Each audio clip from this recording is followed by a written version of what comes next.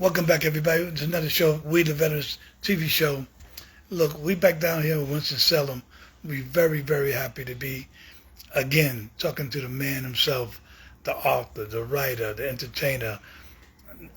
We got so many titles for this man, best known as the Advocate.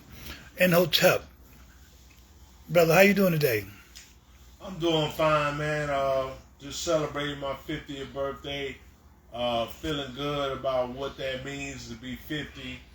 And I'm accompanied by a couple of friends, close friends and associates. My friend Kenny Mathis and my great friend Taylor B. Well, listen. First of all, we're happy to have them here as well. But we want to talk. We want to talk some things about you. You know, your writing. You did some great things as well. From an early start as a football player, that taught you some things. Just as a team player, as a football player. What do you want to tell those young football players out there and those business people how they could relate to playing football as a team? When I was in Little League football, I taught discipline. You talk about business people. You got to have discipline in what you do as far as the corporate world. You know, like the corporate world takes discipline, and you learn a lot of those principles while you're playing sports. It's okay. You know, one of my Pop Warner football coaches, Little League football coaches, told me it was blood, sweat, and tears. It's blood, sweat, and tears. If you work for UPS, it's blood, sweat, and tears. If you work for the corporate world, it's blood, sweat, and tears. If you teach in a classroom full of students, it's blood, sweat, and tears. And that's at 11 and 12, that's what coaches instilled in me. You know, there's something that we didn't mention, the fact that you are a military person. You serve. You probably took some of that same teaching, that same young teaching from as a military, as a football player into the military. Was you able to do that as well? No, in the military, I could say that it was blood, sweat, and tears, but as a Navy man, I was taught honor, courage, and commitment. How does that affect you today, now that you're out, that honor, courage, and commitment, that you are also part of a big movement in the community? You're activist. You also advocate for veterans. How does that make you sit that commitment fit today? It was some discrepancies while I was in the military that led me to become an activist. It was as a black man, my authority wasn't honored or respected. You know what I'm saying? So when I realized that Dr. King had not really cemented what it meant to be equal to all people, then I got to work. And not only did I get to work, but I follow in Dr. King's footsteps with resolutions to the White House and the UN, gaining a master's degree in business administration. I'm following in his footsteps, trying to get a PhD in management, business, and finance. So there's a lot of things that we need to talk about. There's a lot of things that we need to talk about, and we need to understand, first of all, how it all goes together. A lot of military people, before they went into the military, they come from out of the community. They serve their time and they go back in the community. Whichever community that is, it's very, very important that people understand that they bring what in that community, that knowledge that they are from that community, and they interact with other people. Sometimes that community is a mixture. Sometimes that community don't know another community. And I think the military does a pretty good job introducing that, but I think more needs to be done with people not knowing each other. And the community reflects what goes on in the community. Do you feel that's appropriate by me saying that? Well, if you're talking about demographics, the military is multicultural with Hispanics, Asian people, blacks, Africans, Caucasians, Italians. You know, I mean, it's just diverse. It's so diverse, and you know, you run into a lot of different types of people while you're in the military, just like the melting pot here in America. That reflects of us getting together, us unifying.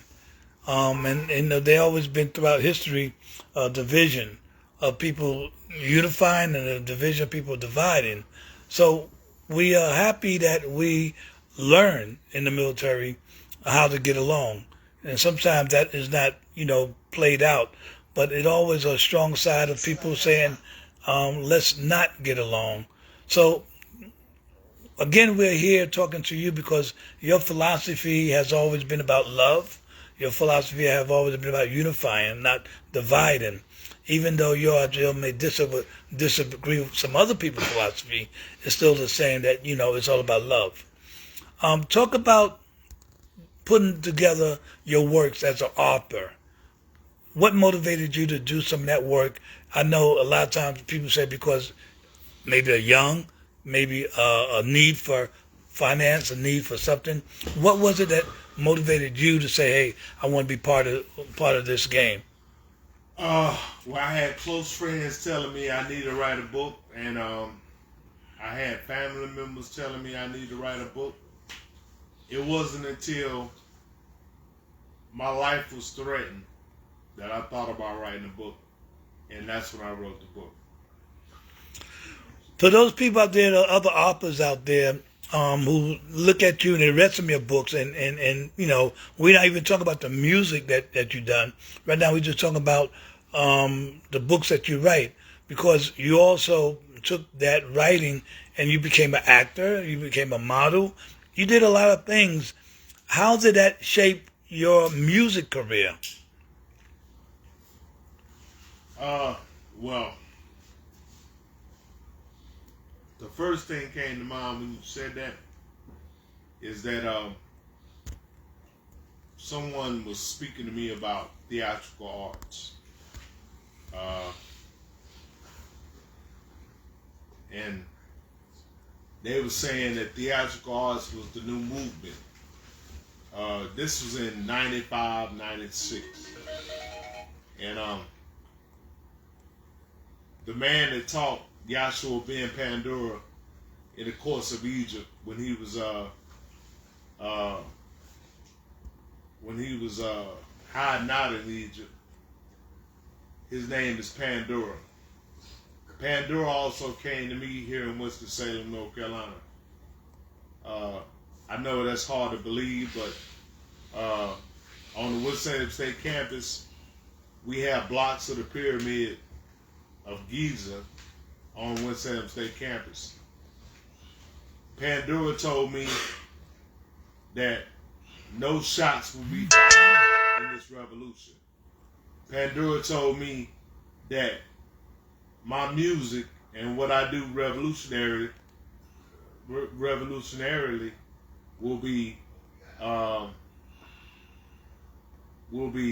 theatrical arts. And the theatrical arts, you could say what could happen, but that don't necessarily mean that will take place. You as an individual have always had a spiritual insight.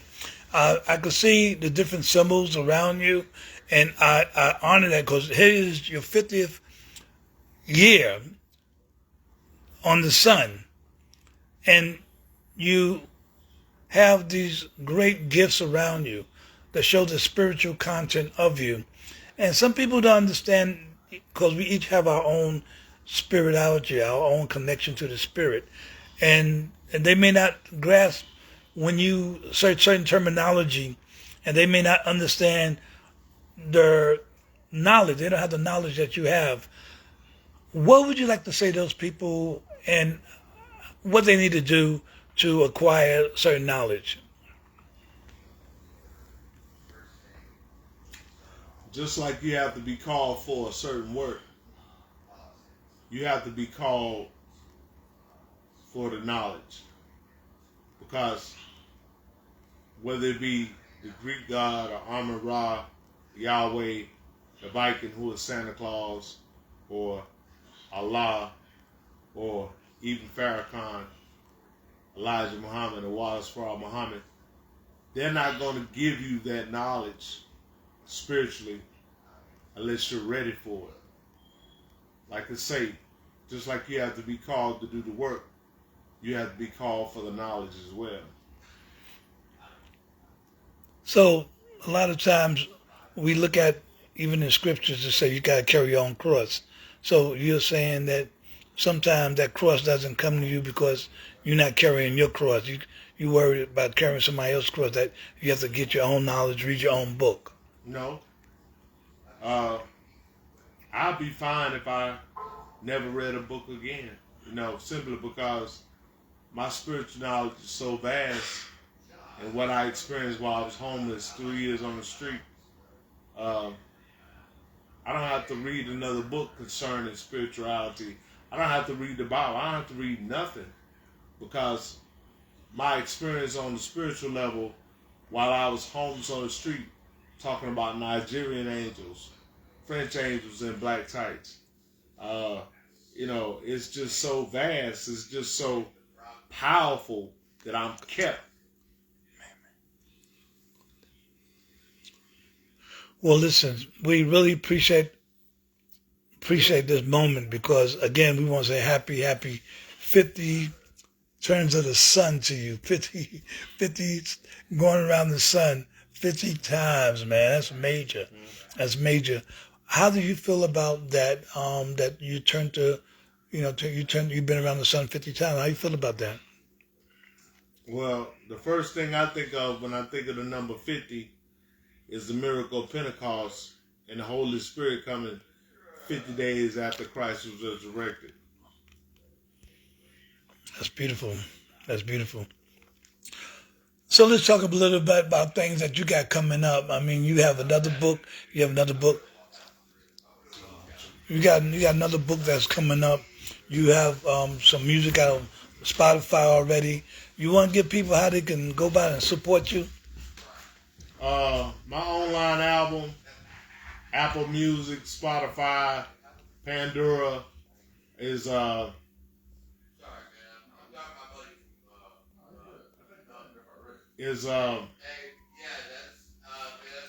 Godfather Hip Hop Part 3, Black Madonna and Child, Hotep, Capo Regime, and Pachelbel. Well, listen, we're gonna come back. With another interview, and I know you're gonna bring your friends in on it. So we're looking forward to it. Everybody, y'all stay tuned. Again, your man Abdush-Shahid with my man in Hotep, Anthony McCloud, Antonio McCloud. Give them the name of your book again. Ghost Rider, the Machiavelli, Ghost Rider, the Machiavelli album. Cut.